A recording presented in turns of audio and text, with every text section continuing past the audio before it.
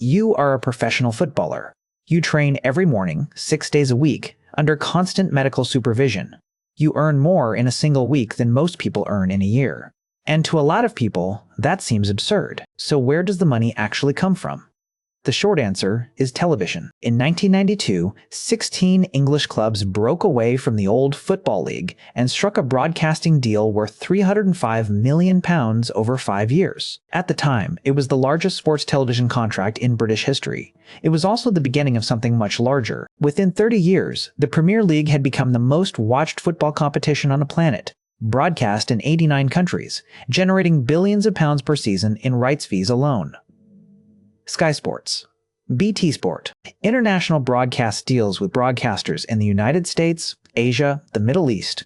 All of that money flows into English football, and then it flows out again, mostly to the players. Why to the players specifically? In most industries, a company earns revenue and keeps a fraction for its workers. The rest goes to shareholders, property, equipment, overhead. Football is different. What clubs are selling is performance. The product is the match.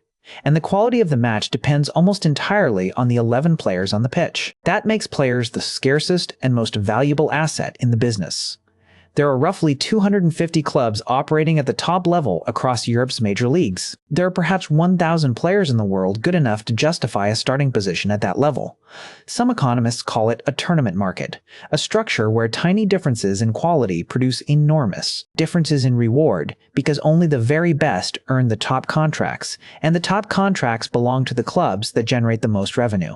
A player who is 5% better than the next candidate does not earn 5% more. They can earn 500% more, because the club that wins the title earns dramatically more television bonus, prize money, and sponsorship than the club that finishes second.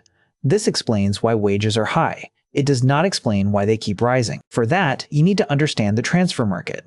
When a club wants to sign a player already under contract, they pay a transfer fee to the selling club. Transfer fees exploded after a 1995 ruling by the European Court of Justice known as the Bosman ruling, which granted players the right to move freely at the end of their contracts. Clubs, suddenly afraid of losing players for nothing, began competing intensely to sign them before contracts expired. The fees became a bidding war. In 2017, Paris Saint-Germain paid €222 million for a single player. That is not a salary. That is what one club paid another club for the right to then separately offer the player a contract. When the fees reach that level, the wages have to follow. No player worth €250 million is going to accept a modest salary. What does a top player actually earn? At the very peak, roughly 200 players in Europe earn in excess of £100,000 per week. A small number earn more than $500,000. Over a career running from roughly 17 to 33 years old, with peak earning years between 20 and 30, the window is short, which is part of the economics. A footballer's peak career is shorter than almost any other high-skill profession. Surgeons do their most complex work in their 50s. Architects design their most significant buildings in their 60s. Footballers are effectively finished at 33. The earnings must be compressed into roughly 15 years. The skills that produce an elite footballer, the precise combination of fast-twitch muscle distribution, spatial awareness, and motor coordination, cannot be developed from scratch in adulthood.